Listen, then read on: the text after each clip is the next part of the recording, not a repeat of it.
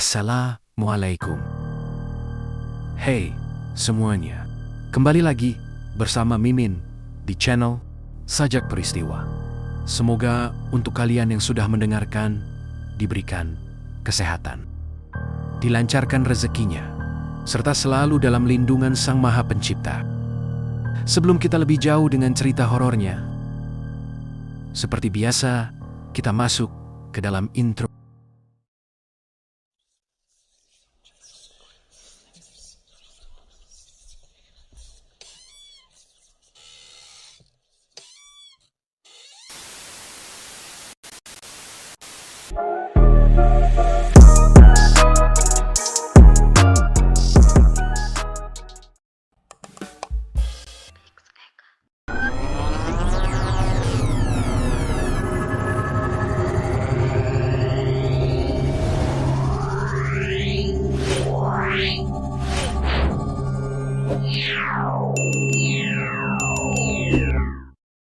Cerita pesugihan di desaku, banyak pelakunya, banyak korbannya. Saya lahir dan besar di salah satu desa di Jawa Tengah. Menurut rumor yang beredar, banyak orang di desa saya yang melakukan pesugihan. Saat itu saya duduk di bangku sekolah menengah pertama SMP, kelas 3 di ibu kota kecamatan, ketika teman sebangku saya menanyakan apakah benar bahwa di desa saya banyak orang yang melakukan pesugihan. Menurut orang yang memiliki mata batin, di desa kamu banyak orang melakukan pesugihan. Ketika malam hari, dari daerah yang lebih tinggi desamu tampak gelap gulita. Rumah-rumah gedongan terlihat tidak menyala lampunya. Hanya sedikit rumah yang tampak terang. Menurutmu bagaimana? Ujar teman saya.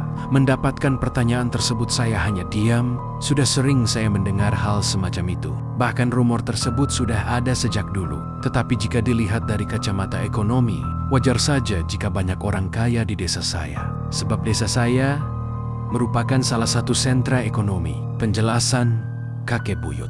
Kakek buyut saya, kakeknya, ibu dikenal memiliki kemampuan sebagai seorang tabib. Ia juga sering dimintai tolong untuk memindahkan hantu yang suka mengganggu. Setelah lulus sekolah dasar SD, ibu saya diminta oleh kakek buyut untuk tinggal bersama dengannya, sekaligus melanjutkan ke SMP.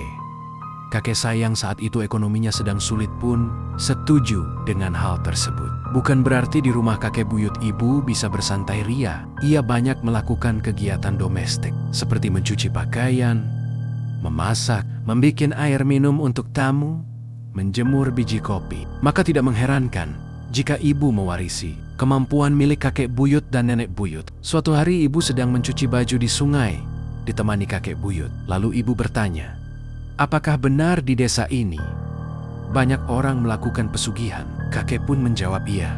Lebih lanjut kakek buyut menceritakan pemandangan mata yang dilihatnya. Orang yang melakukan pesugihan di mata kakek buyut akan terlihat berbeda. Misalnya orang melakukan pesugihan monyet, maka di mata kakek buyut orang tersebut akan terlihat seperti monyet. Jika melakukan pesugihan ular, akan terlihat seperti ular.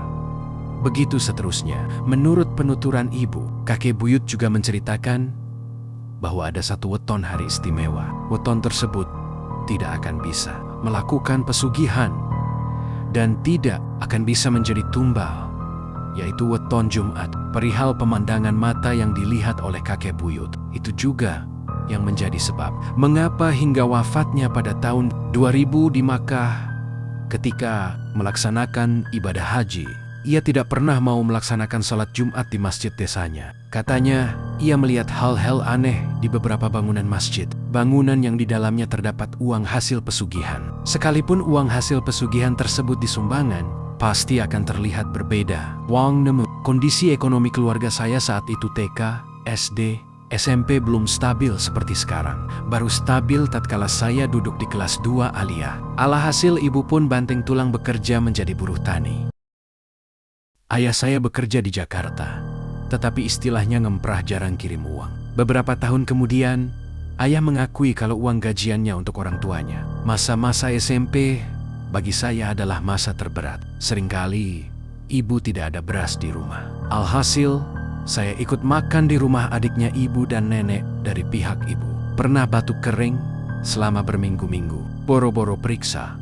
Untuk membeli obat pun tidak ada. Boro-boro untuk meminjam ke keluarga ayah, yang ada malah dicaci maki. Meskipun begitu, setiap kali ibu mendapatkan gajian dari menjadi buruh tani, ia selalu membeli daging ayam di pasar. Suatu hari ketika sedang mengantre membeli, ibu menemukan uang ratusan ribu di bawah lapak pedagang ayam tersebut. Kondisi uang tersebut masih baru dan wangi. Anehnya pembeli yang lain tidak ada yang melihatnya. Oleh ibu, uang tersebut diserahkan ke pedagang ayam tersebut. Ternyata harga ayam naik Rp2.000. Berhubung ibu hanya membawa uang pas-pasan, ibu ngutang dulu kepada pedagang ayam tersebut dan berjanji akan melunasinya besok. Malam harinya, ibu merasakan gelisah luar biasa. Tidak bisa tidur. Seperti ada sesuatu yang akan terjadi. Dalam keadaan demikian, pedagang ayam tersebut datang, lalu berubah menjadi sosok yang menyeramkan dan menyerang ibu. Sosok tersebut tinggi besar, hitam, dan penuh bulu. Untungnya, ibu bisa selamat. Ia teringat doa yang diberikan oleh kakek-kakek buyut saya. Keesokan harinya ibu kembali pergi ke pasar dan melunasi utangnya kemarin. Pedagang ayam tersebut seperti merasa khawatir. Mungkin khawatir kalau rahasianya terbongkar. Sesampainya di rumah, ibu mengatakan kepada saya, "Punya 2.000 saja, bisa sampai nyawa." Taruhannya, sejak saat itu, ibu tidak pernah lagi membeli ayam di tempat tersebut. Beberapa hari kemudian, kerabat pedagang ayam tersebut ada yang meninggal, dan meninggalnya itu secara cedak. 10 tahun setelah kejadian tersebut, salah seorang tukang bangunan yang bekerja pada pedagang tersebut datang menemui ibu untuk berobat. Saat itu ibu sudah menjadi seorang tabib. Tukang bangunan tersebut lalu menceritakan apa yang dialaminya. Sama persis apa yang pernah dialami oleh ibu dulu. Utang lemari Gispar. Waktu itu ibu mendapatkan arisan. Saat itu saya masih duduk di bangku SMP karena sudah lama ingin membeli lemari Gispar. Lemari panjang karena barang-barang di rumah berantakan. Maka ibu memutuskan untuk membeli lemari Gispar. Sesampainya di toko furniture, ternyata uang ibu tidak cukup. Awalnya ibu tidak akan jadi membelinya, tetapi pemilik toko furniture memaksanya. Katanya nggak apa-apa, kekurangannya bisa diangsur. Ibu pun berjanji akan melunasinya nanti. Ketika uang tabungan milik adik di sekolah dibuka, ibu sebenarnya khawatir juga karena mendengar pengalaman dari orang-orang. Ibu pun berkata, "Jangan mendatangi ya Pak, pasti akan saya bayar jika tabungan di sekolah dibuka." Akan tetapi, ketika hari tabungan dibuka, uang tabungan milik adik saya tidak dibagikan. Wali kelas mengatakan bahwa mereka yang nominal tabungannya besar akan dibagikan minggu depan. Ibu pun pulang dengan tangan kosong. Lalu ia mampir ke toko furniture dan menceritakan yang sebenarnya. Malam harinya, ibu gelisah, tidak bisa tidur. Saya dan adik saya lalu disuruh tidur satu kamar. Sepanjang malam, ibu mengawasi kami. Ibu panik tatkala melihat kami seperti orang yang tercekik. Dalam kepanikan tersebut, datanglah pemilik toko furniture. Lalu langsung berubah menjadi tinggi besar dan penuh bulu. Ibu pun membaca doa. Makhluk tersebut pun hilang. Nafas kami pun menjadi normal. Keesokan harinya, ibu menceritakan hal tersebut kepada adik nenek. Oleh adik nenek dipinjami uang. Diminta untuk segera melunasinya. Ketika melunasi utang tersebut, pemilik toko furniture menjadi salah tingkah dengan kata lain malu. Apa yang dialami oleh ibu juga menimpa seseorang dari desa sebelah. Sebut saja orang tersebut bernama Siti. Nah, Siti ini membeli lemari di toko furniture tersebut, tetapi uangnya kurang. Ia pun menjanjikan beberapa bulan akan melunasinya. Namun, hingga jatuh tempo, Siti tidak kunjung juga melunasinya. Bersamaan dengan itu, kakak Siti, sebut saja Suti, baru saja bercerai. Ia bersama anaknya pun tinggal bersama dengan Siti. Sebenarnya Siti ini khawatir, sebab mendapatkan mimpi yang tidak mengenakan. Ia tidak mau untuk bercerita kepada siapa-siapa.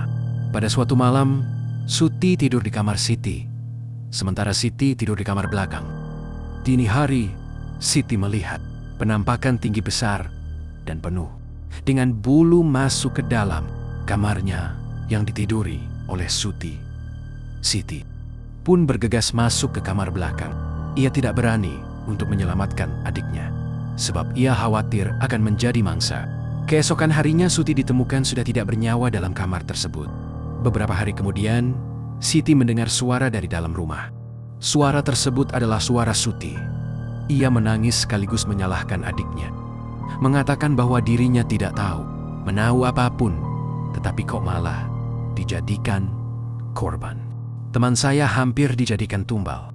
Teman saya seorang perempuan hampir saja dijadikan tumbal oleh pemilik toko furniture tersebut.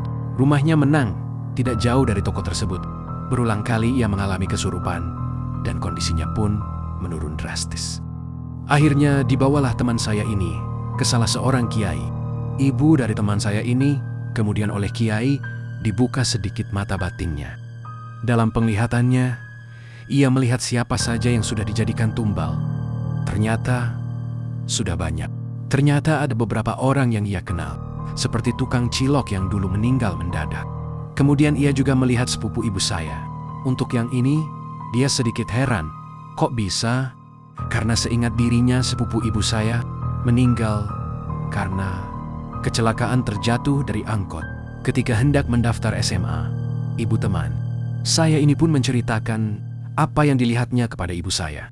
Lalu ibu menceritakan bahwa sepupunya sewaktu SMP selalu berangkat dan pulang lewat gang dekat toko furniture. Dengan kata lain, terkena pasangan. Salah seorang kerabat jauh penasaran. Ia masih satu buyut dengan ibu. Ia ingin membuktikan kebenaran hal tersebut. Pada malam-malam tertentu yang dianggap wingit, ia mengawasi dari kejauhan. Dan benar saja, orang-orang yang diduga memiliki pesugihan menebar sesuatu di setiap pertigaan. Lain halnya dengan kerabat ibu.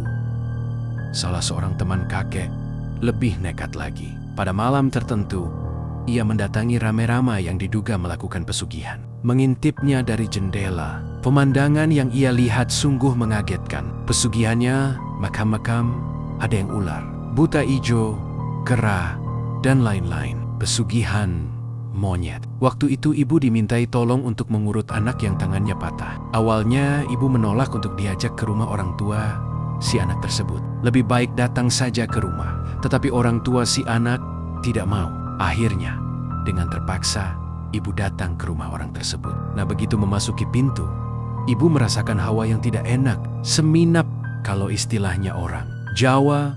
Sepanjang urut ibu merasakan kehadiran monyet berseliweran. Malam harinya, ibu mengalami mimpi. Dalam mimpinya, bapak dari bocah yang diurut oleh ibu berubah menjadi monyet. Belum sempat melarak, ibu terbangun dari mimpinya. Keesokan harinya, ibu menceritakan mimpi tersebut kepada saya. Ibu mengatakan bahwa Sabtu depan, kerabat dari orang tersebut akan meninggal. Benar saja mertua dari orang tersebut meninggal. Serith, ada kisah lainnya berkaitan dengan pesugihan di desa saya. Akhir 2021, rumah saya kedatangan tamu, kerabat dari ayah. Ia bekerja menjadi penggali pasir. Menurut rumor yang beredar, bos tempat kerabat ayah dikenal memiliki pesugihan. Dan sudah banyak korbannya. Bahkan korbannya bukan hanya orang lain, tetapi juga keluarga dekatnya. Dan itu membuat gempar pada masanya. Ibu merasakan hal aneh pada kerabat ayah tersebut. Auranya negatif, namun ibu tidak mau mengorek informasi lebih lanjut. Kerabat ayah tersebut menceritakan bahwa dirinya disayang oleh bosnya, sering dipinjami uang. Ibu cuma memperingatkan kepada kerabat ayah tersebut untuk berhati-hati. 1 bulan kemudian, terdengar kabar bahwa kerabat ayah tersebut meninggal terkena batu besar di lubang galian. Akhir 2022, ibu kedatangan pasien. Ia sudah lama menderita sakit. Namun, ketika diperiksa ke dokter, tidak ada yang aneh. Dan anehnya, ketika berada di rumah sakitnya, makin parah. Pasien tersebut ternyata bertetangga dengan bos yang saya ceritakan. Ibu menebak, apakah pada hari-hari tertentu sering ada kembang melati di depan rumah. Dan beberapa kali rumahnya kemasukan hewan melata. Pasien tersebut pun mengatakan iya. Ibu pun menyarankan kepada pasien tersebut, sebelum 40 hari harus sudah pindah rumah. Ia pun menurut perkataan ibu, sekarang tinggal bersama dengan anak sulungnya. Keesokan harinya, Ketika ibu hendak di pasar, ibu hampir saja keserempet oleh bos tersebut. Padahal ibu jalannya sudah di pinggir. Menurut penuturan ibu, bos tersebut dari raut wajahnya menyimpan kemarahan terhadap ibu. Ketika bukit di desa saya sedang bergeliat, banyak orang berkemah di tempat tersebut. Bos tersebut memanfaatkan momentum tersebut. Ia menaruh sesuatu di trek menuju bukit. Alhasil, banyak kejadian di luar nalar. Mulai dari banyak orang kesurupan, tersesat, sampai penampakan. Sejak saat itu, bukit tersebut menjadi sepi seperti dulu lagi. Sekujur tubuh membiru. Kejadian ini terjadi sudah berpuluh tahun yang lalu. Dalpin namanya. Ia bekerja menjadi seorang petani. Ketika berangkat dan pulang dari sawah, ia selalu melewati sawah milik seorang pedagang yang katanya memiliki pesugihan. Suatu siang ketika pulang, ia melihat ular besar sekali, berwujud setengah ular, setengah manusia.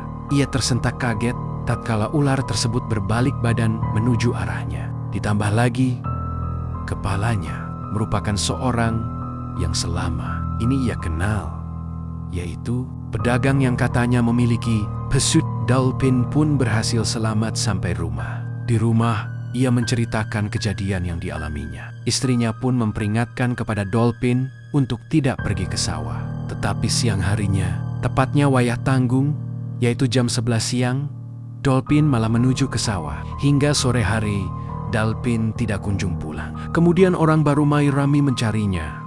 Di sawahnya tidak ada. Akhirnya Dalpin ditemukan dalam keadaan tidak bernyawa di pematang sawah milik pedagang. Kondisinya sangat tragis sekali.